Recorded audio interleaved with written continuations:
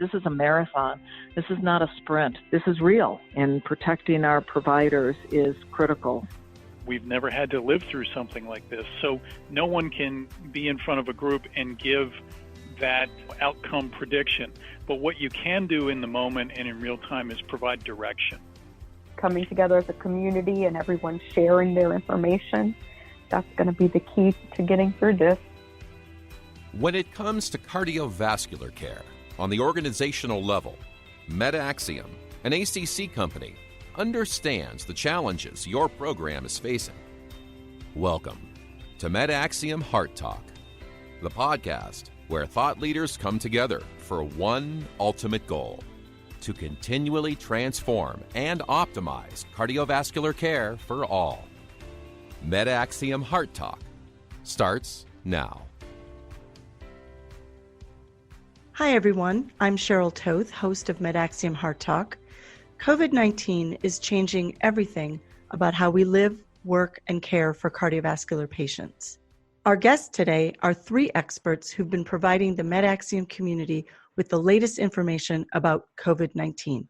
They'll be sharing their unique perspectives on managing the human impact the pandemic is having on physicians, care teams, and staff, and how they and their organizations are supporting employees as they cope with stress, fatigue, and competing demands. Joining us from Charlotte, North Carolina is cardiologist Dr. Geoffrey Rose, president of Sanger Heart Vascular Institute. From Woodbridge, Illinois, we have Cathie Biga, president and CEO of Cardiovascular Management of Illinois and a board member of MedAxiom and the American College of Cardiology's Board of Trustees. And from Jacksonville, Florida, we have VP of MedAxiom's Revenue Cycle Services, Nicole Knight. Thanks for being here, everyone. We are so grateful you could join us at the end of a very hectic week. Thanks for asking us to be here. Glad to be here. Thanks, happy to be here. So it's been about a week and a half since coronavirus patients first started presenting in your hospitals. Cathie, from the administrator's perspective, what are the top priorities at this moment for you? What's happening with your physicians and care teams in the Chicago area? Well, it would maybe help me a little bit to go back to 9 days ago. We started to get ready for this in earnest. Our health system had started actually a couple weeks earlier, but last Wednesday, we could sort of see the stars starting to align a little bit differently.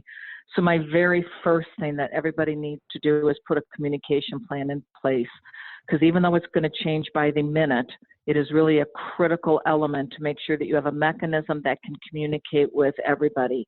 That would be number one. Number two would be safety.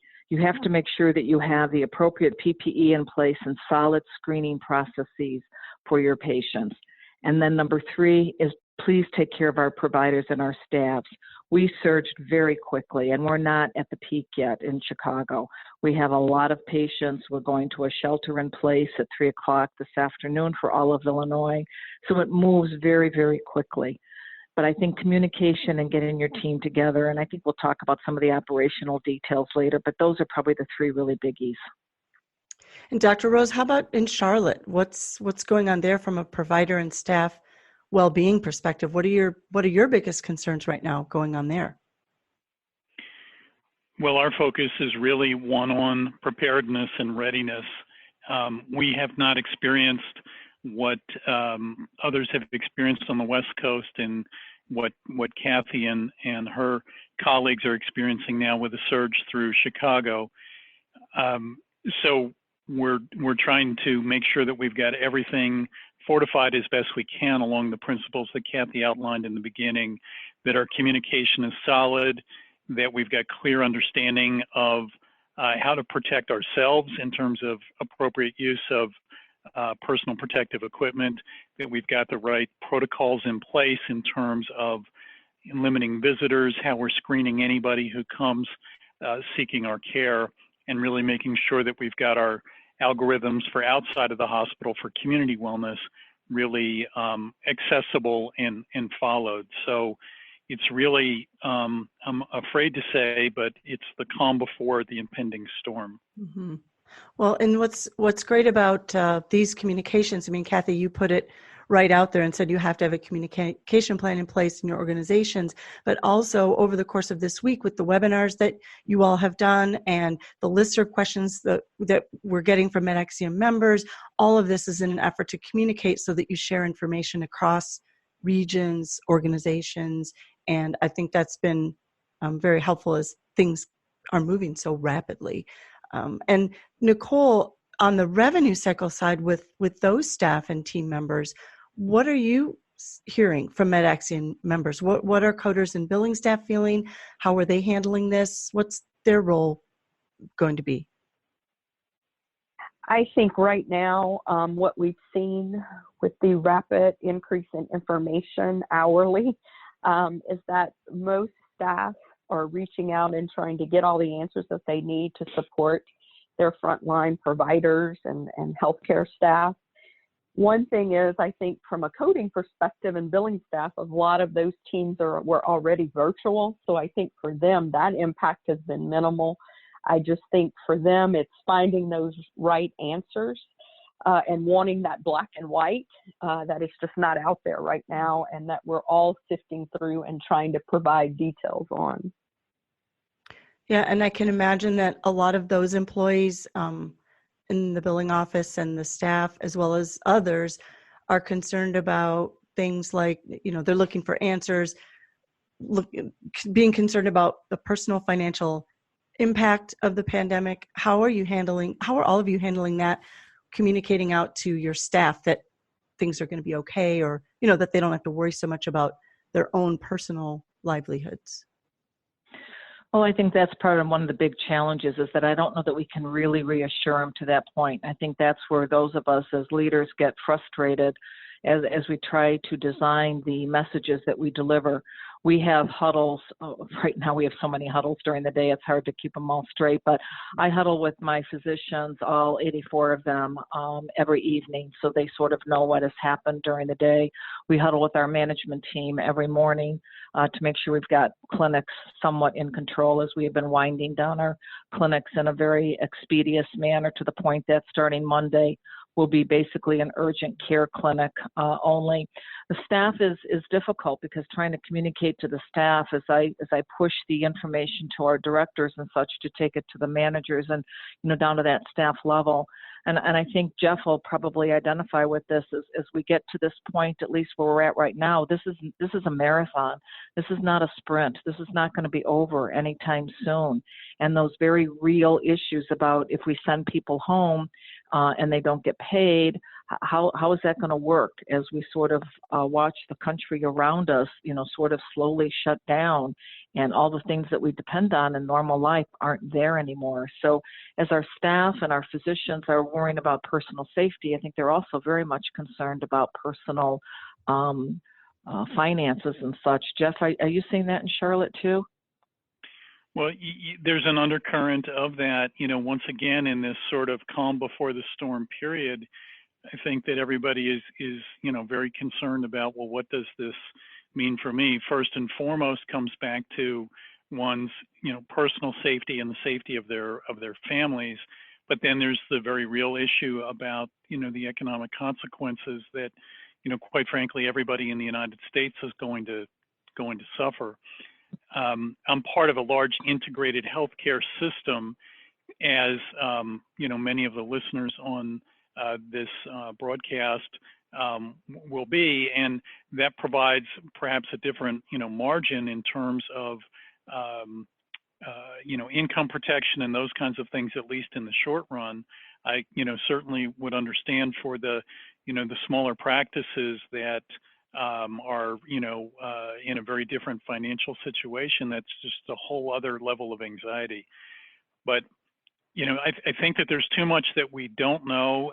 There's a lot of promised support from the government for everybody in the United States out of this, and what that all takes shape to look like is anybody's guess at this point in time. So what we've tried to do is just communicate a teamwork approach of looking out for one another from a safety standpoint. And quite frankly, we've turned some of our efforts towards some of the underserved in our communities with respect to making sure that they've got access to the resources that they need. As schools are closed and other social support systems are closing, our healthcare system has, taken that role to reach out into the community. And I think that that's just kind of where we are right now. A lot of unknowns, but we are all trying to do our best to reassure everybody that we're going to do our best to take care of everyone, from a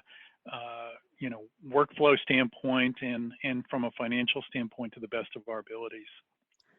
Well, and I think you bring up a really excellent point, because part of this whole staff and physician, and again, you asked about communication. We really forgot about our MedAxiom and our ACC family. I would not have gotten through this last week without them. From the time Jeff emailed me last Wednesday saying, I think we need to do something, to not only putting together the podcast, but behind the scenes discussion, provider to provider, administrator to administrator. How are we going to do this? How do I stand up a virtual clinic in 24 hours? And starting Monday, we actually are going to have team-based virtual care at home. We will have I don't know how this will work, but we will have our MAs and our RNs at their home. We'll have our physicians in their home. We have screened our patients. About 40% of our patients will be on telehealth with video. About 20% will be on virtual phone calls back and forth. And we're going to give it a whirl. It'll be interesting to see how it unfolds. But as we try to protect our patients in this incredible time, and our staff, because trying to do social distancing in our office has been very, very difficult. As just exampled, we have a patient that we just saw a couple of days ago, totally asymptomatic, and is now in the emergency room being intubated. So this virus moves very quickly, and our team needs to respond to that very quickly. So I can't begin to thank people like Nicole that have helped us plow through the changes that we've gotten from both our governor as well as CMS and setting up our telehealth and virtual health clinics. So thank you, Nicole. You've been a lifesaver. Well, this is a great segue, because this past week you all have led webinars on a couple different topics, but one of them was the issue of telemedicine, and specifically MedAxiom members have been active on the listservs asking about this and how to properly bill so they don't end up receiving a bunch of denials. So Nicole, why don't you give us an overview, just sort of help allay the fears of people listening? What are a few of the high-level takeaways physicians and care teams need to think about to ensure they get paid? And then, of course, that webinar is going to be made available on Monday already on the MedAxiom website. Yes, thank you very much, Cathie and Dr. Rose. And I think it's great to be a part of such a great community and to see everyone pull together and all of our resources for these long hours. When we look at, if you're going to get paid, I think right now that's been the least question asked. Not to say it doesn't come up. I think what everyone's saying is, how do we make this happen so our patients get taken care of?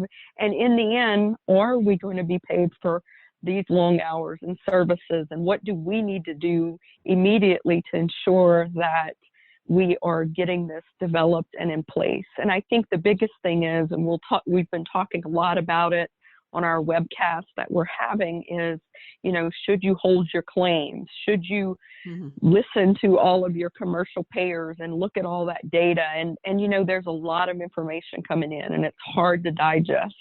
And I think the best thing we can do when you look at this is try to follow the guidance from your payers. But in the end, I think really considering, do we just hold our claims for right now, is definitely a possibility. And I think many programs are looking at that. I think everyone is just saying on good faith that we're going to get through this, and all of this is going to work out in the end. And I know we all hope as a community that is the case. You talked on the webinar Wednesday, Cathie and Dr. Rose, both of you, I think, were talking about the documentation, making sure that if, in this time, one of the things that physicians can remember to do is document, so that when it does come time to think about the claims, that the documentation is there. Cathie, you want to take that? Yeah, I'll take that one first because it's been something I'm trying to keep very much in the forefront as our providers are so extremely busy. We've tried to actually build in some phrases in our EMR. When I say we, I use that very lightly. I've got just an incredible team that has been working, as you say, nonstop, night and day, trying to get us ready for this. I do think it's critical for our listeners to remember that as you're postponing surgeries or procedures or EP procedures or device implants, as you're doing that because of COVID, you need to have a shared decision-making component of that with your patient, something along the lines of need for a angioplasty discussed with the patient, but due to the COVID additional risks, we have agreed through shared decision-making to postpone or something along those lines. The other thing I would just mention, and then I'd like to hear what Jeff has to say, is as we watch these rules get relaxed, we have to think that we're looking for a great deal of relaxation, and we're not getting that great deal of relaxation. We're getting the pieces of the exception, so we can do these visits from home that they think we should be grateful, and we are grateful for that, don't get me wrong, but as we've tried to set up video is difficult. I think I still have an 80-year-old probably trying to figure out where to look at her computer to see where the camera is. And so it's really hard for our patients to do that. And as Nicole will discuss on the webcast, you have to still follow some of those rules unless you're going to decide to just hold everything, and maybe they'll give us a carte blanche. But as I've seen the orders come down from our governor, and I saw the Massachusetts order come down, they're not doing that much of a blanket forgiveness in quotes. So bottom line, our providers need to be safe. If that means a limited exam, that means a limited exam. If that means you've got to bill a level 3 instead of a 4, that's what you do to stay safe. Right now, our mantra is document what you need to take care of that patient, but stay safe. Jeff, what are you thinking? Well, Cathie, I think that's fantastic advice. The issue in terms of record keeping, the documentation is critically important, and particularly as these visits are moving to telephonic and virtual, really in the encounter form, reflecting what the medium of communication was, whether it was telephone, whether it was video, and the time that was spent involved with that encounter becomes important, because Cathie said this in a previous webinar, 2 years from now, the only reflection we're going to have of those visits are what's documented in the notes, and the emotion and all of the urgency of the situation will thankfully be long past at that future point. And the only thing that will stand was what was in the record. So I think that becomes very important. Like Cathie's organization, we are moving to a model where we will only be seeing the very urgent need patients in the office in terms of, a physical appointment. And there we will tailor the exposure of our staff and our providers to those patients in a limited degree.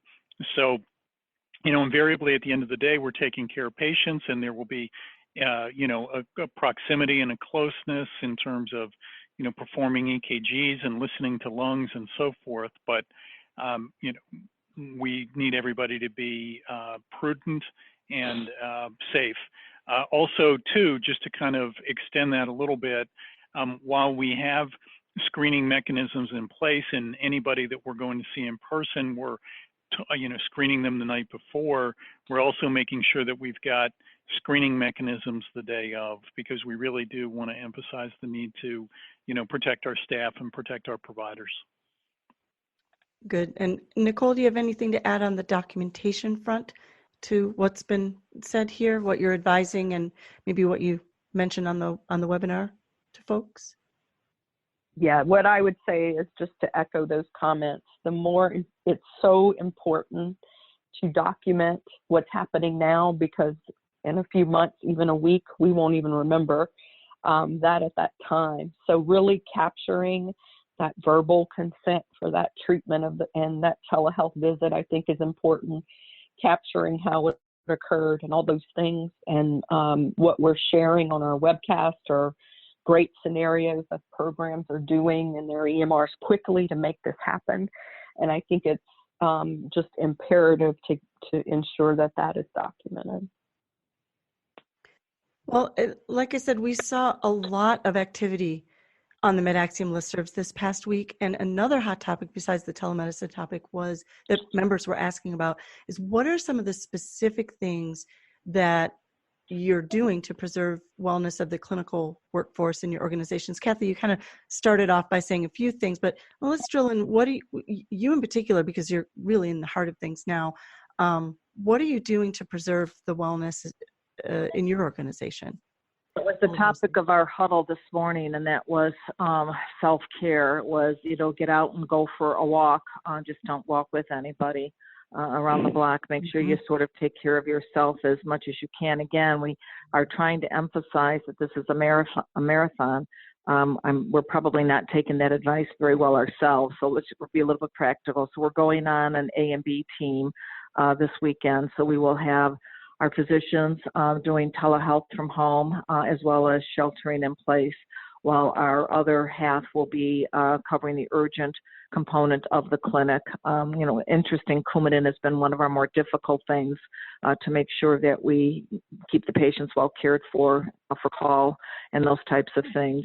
Our neurosurgeons, for instance, they all got infected and they're all out, within like 48 hours. We lost our neurosurgical team. So this is real. This is very real.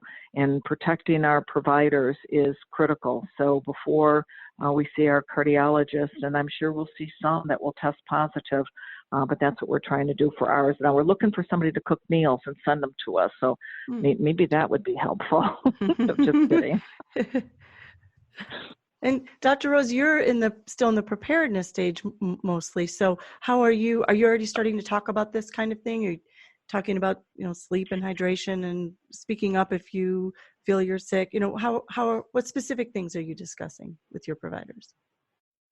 So the first messages that we've put out have been the ones that that you would expect about reinforcing social distancing in professional and private life, hand washing, and really importantly, not coming to work if you're sick.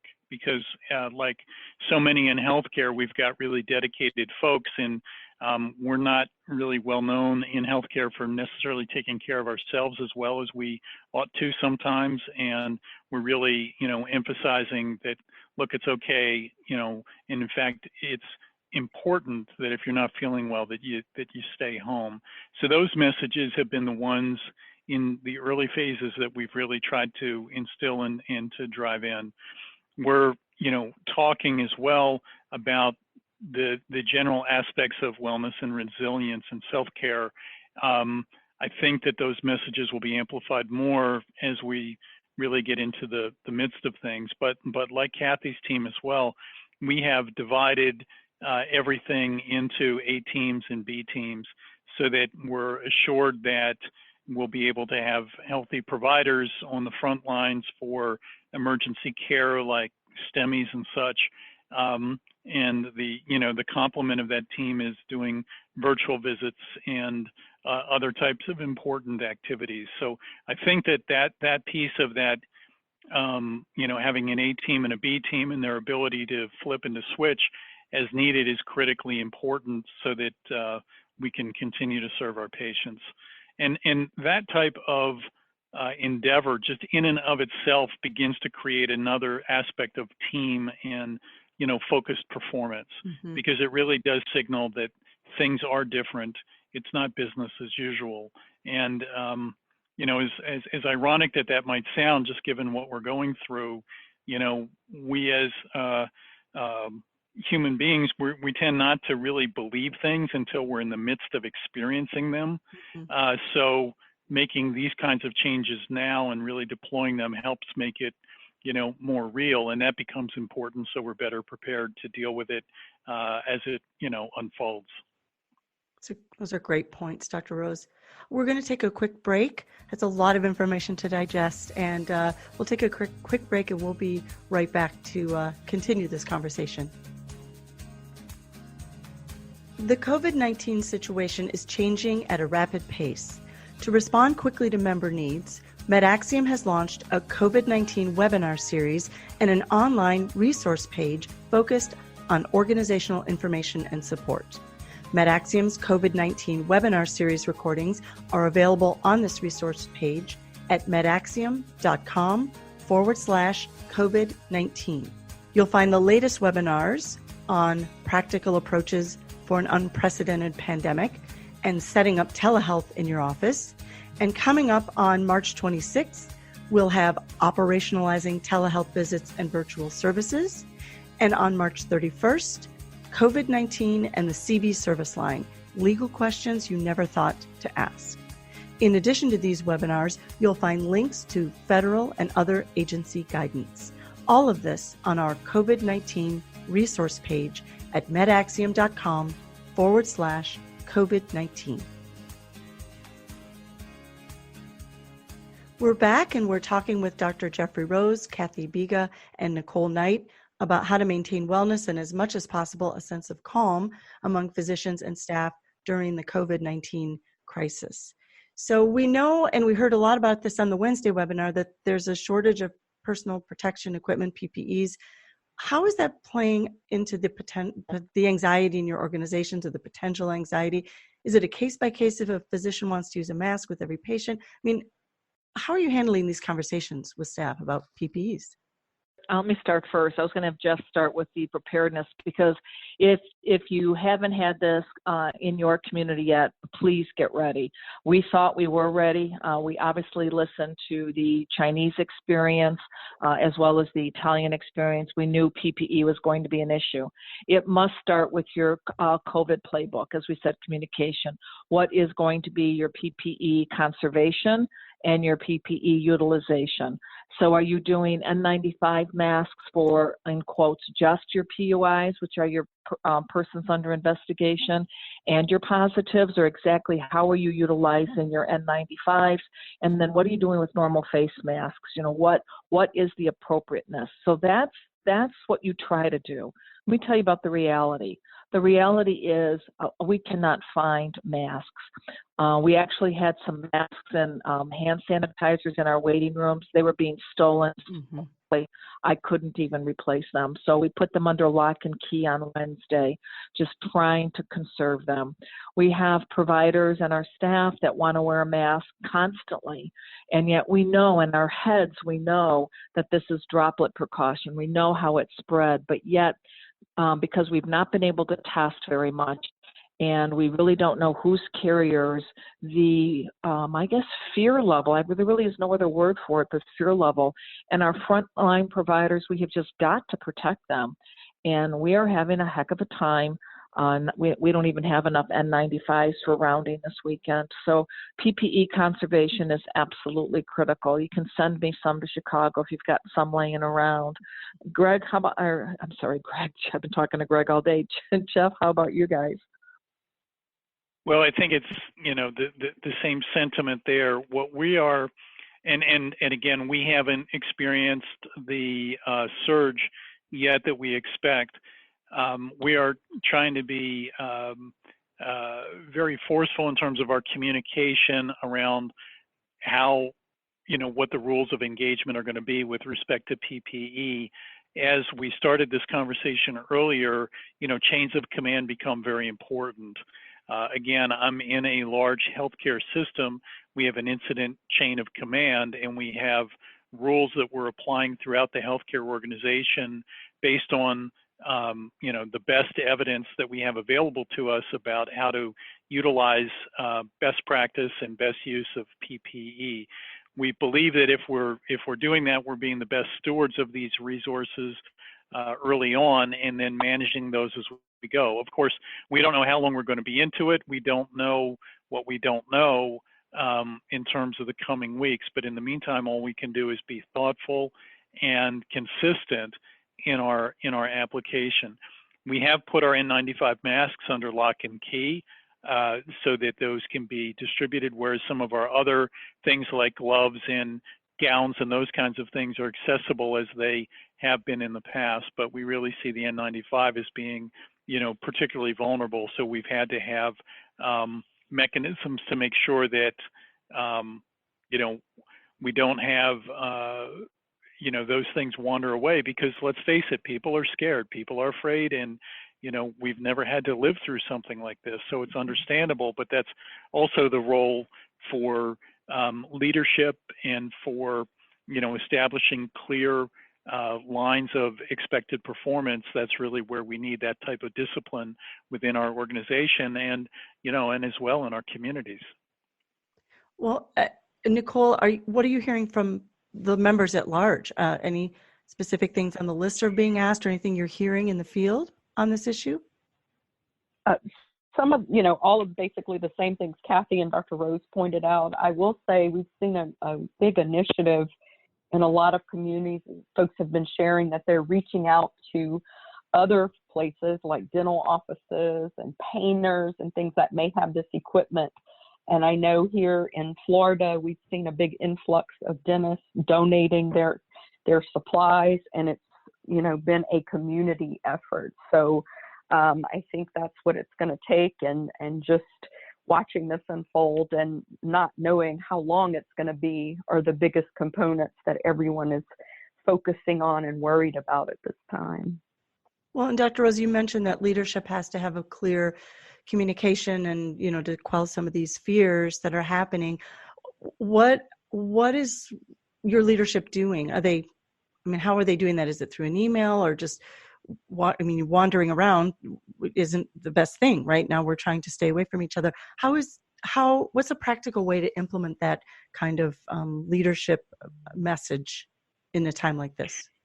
Well, I think that being visible, and I'll put that in quotes, is critically important, because you're visible when you're communicating with a well-phrased email at the right time. We have to manage the issue as well, that we don't want information overload, particularly when people are trying to absorb what's in the news, what's in mainstream media, what's on Twitter, and so forth. The last thing you need is 100 emails in your inbox. Now, for many of us, that's just our daily lives, so that's the way it's going to be. But for the folks who are on the front lines, we really want to make sure that the communication that they're getting, is crisp, to the point, and purposeful in its intent. I do think as well there's a need to be physically present and physically available and so forth, and there's ways to do that while maintaining appropriate social distancing and so forth. So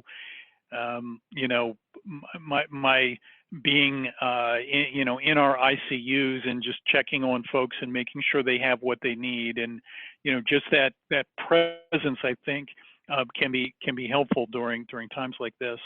I also think another aspect, coming back to email, becomes really important, and this is a phenomenon that we've experienced in our organization, and we're trying to combat it. And that's where we'll have folks who are very well intentioned in trying to want to communicate and educate their peers, and sending reply all to everybody about this or that. And again, the intention is not the question, but the impact can be somewhat disruptive. So we've really asked people, if they've got an issue or a concern, they can certainly reach out to a smaller group for clarification, and certainly use our leadership structure. But really, while there's probably never a good time for reply all, now is particularly a poor time for that, particularly as everybody is trying to make sense of a very fast-moving and complex situation. That's a great practice. And I'll just add what we've done now, and we've changed dramatically. So if this helps anybody, so we had been doing emails. We were sending alerts out here, there, and everywhere. So now it's very structured. There's an alert that comes out every morning and every evening. We just started a physician hotline. This was very important. So anybody that starts to see these surges, I would put your physician hotline in place immediately, because those are our frontline providers, and there's somebody there that answers the phone immediately. Our command center is open 24/7. It has a direct phone line as well as an email address.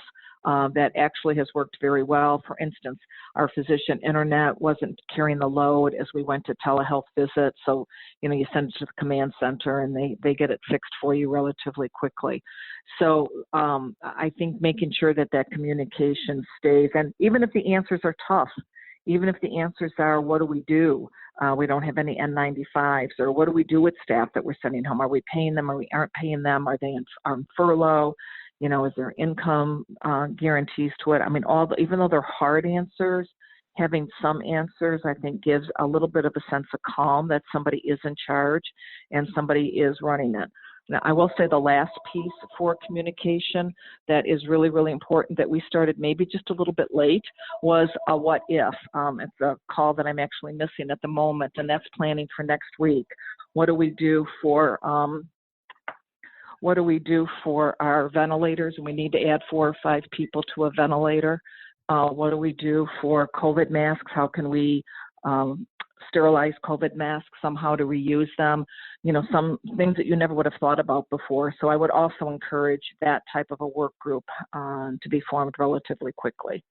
The what if work group, the command center, physician hotline, these are great. Those are great suggestions. And I'm curious about the command center and all this centralized communication. If you are in a smaller organization or not part of a larger health system, how do you suggest practices address this? I mean, it's the administrator, I'm sure, yeah. But is it? Yeah, if I had been, if we were still independent, I would have probably done kind of like what we did back in the hospital days, is I'd have an executive on call so that one of our, cell phones, a perfect serve, some type of a mechanism, because what happens is the events are very real and they happen in real time.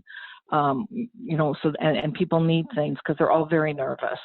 And I know the one other thing I would suggest is that you have in your playbook what you do for your families at home. So when we send these people home that have been exposed, may not be symptomatic, may be symptomatic, what do they do with their family? So a family playbook is really, really important. We don't have one, so if someone could help us get one, that would be great. But I think even a small practice, you're still going to have to make sure there's a place for truth and light. I call it the true north. There's all this swirl. Where's our, we know we're going to have rapid testing by tomorrow. Everybody says we're going to have rapid testing by tomorrow. Who said we're going to have rapid testing by tomorrow? Where did that come from? No, we're not. This is what we need to do. Our testing results are 7 days out. This is what we have to do. So managing that expectation, speaking the truth, I think is really, really important. Dr. Rose, anything to add to that with all those communication? Anything else you're doing specifically communication-wise so far? Well, it's the old maxim, we have no, dirty secrets. We may have some ugly truths, right? I mean, I think that we've got to be very, direct and candid about what's going on. But if we're consistent and measured in our tone and also providing direction, because I think that that's really the issue here. This is an uncertain time. Nobody knows exactly how this unfolds, with what pace and how. So no one can be in front of a group and give that, outcome prediction. But what you can do in the moment and in real time is provide direction. And that's what people need, and that's what people respond to. And that doesn't matter how big or small your organization is. That's an activity that needs to be put front and center. So even in the smallest practice, there will be, 1 to several individuals who need to step up into that particular role. In large organizations, there also has to be, clear lines of communication, because, as we said, having an incident command is important, but then that has to be cascaded consistently and reliably through the organization. And, we all know the game of telephone, how a message can transform from one end to the other. We have to make sure that that doesn't happen. So it's a real challenge. And we have not had to go through that here where I practice. I know that there are health systems in the country that have faced natural disasters in the past and, have experience with that. And, their perspectives would be, helpful. But these are the things that, I've gleaned and read, and as we're going through this, just make a lot of sense in a difficult time. Great. Well, as we head toward the exit here, I'm just going to ask for some final advice that you'd have for members. And Nicole, let's start with you. What final advice can you offer MedAxiom members and listeners about this very fast-moving challenge? I think just keep doing what we're doing, keep listening. I think coming together as a community and everyone sharing their information definitely makes us all stronger. And I think that's going to be the key to getting through this and possibly our new normal for a while. Mm-hmm. Cathie? Yeah, take care of each other. Watch out for each other. Take a deep breath. As I think I said on the listserv last week, go get a cup of coffee. It will be okay. Take care of yourself and reach out to each other. The amount of information, my clinical days are so far in my rearview mirror, but the amount of information that Dr. Bott has given me, Ty Gluckman, Geoff Rose, Ed Fry, it is invaluable. Information that would have taken me eons to try to collect is really, really helpful. Use our MedAxiom community. Use our MedAxiom COVID hub. Use our ACC COVID hub. It's got excellent information, and we'll see you on the other side of all this.